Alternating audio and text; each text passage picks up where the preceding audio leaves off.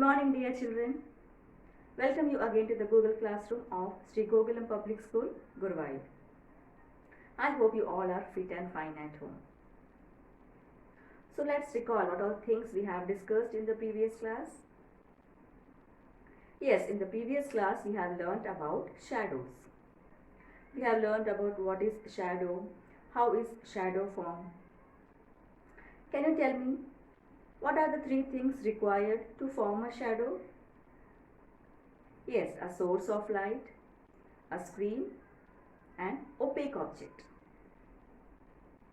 So let's see an activity related to shadow.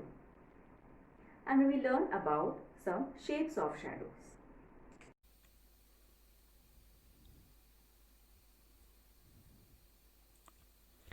This is an activity that you will have to do in the dark.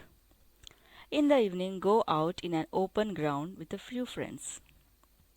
Take a torch and a large sheet of cardboard with you. Hold the torch close to the ground and shine it upwards so that its light falls on your friend's face. You now have a source of light that is falling on an opaque object. If there were no trees, buildings, or any other object behind your friend, would you see the shadow of your friend's head? This does not mean that there is no shadow. After all, the light from the torch is not able to pass through her body to the other side. Now ask another friend to hold the cardboard sheet behind your friend. Is the shadow now seen on the cardboard sheet?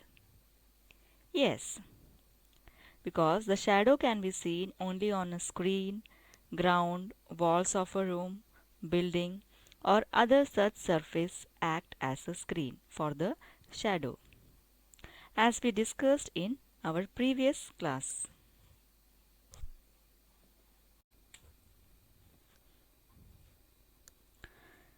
Now let us learn about shapes of shadows. If you think of a ball, what is the shape of a ball? It's a sphere. But when you look at its shadow, do you see a sphere? When I talk about shape of the shadow, it's not a sphere. It looks like an ellipse.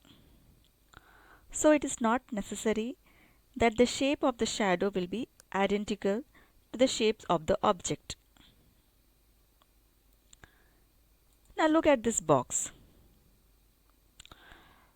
Now the shape of box is like cuboid. But when you look at the shadow, shadow is just a rectangle. That's because when light is coming from this direction, so only some part of the box is not allowing light to pass through it. So that's why only some portion is dark, because light is not able to reach on the other side. And that's why shape of shadow is a rectangle. Similarly, if the light is falling from this face of the box, shadow would have formed on the other side. So basically, what will be the shape of the shadow? That is determined by the direction in which light is falling on that object. Now look at this butterfly. When you look at its shadow, you will see it is very much different from the real picture of butterfly. So shadow will be formed only that area where light is not able to reach. Now think of this pot. Now you will get many different shapes of shadows of this pot just by changing direction of light falling on the spot. So now, right now light is falling from this direction. So that's why you can able to see a shadow. If light falls from this direction, you can able to see the arrow. Then the shadow will be formed on the other side.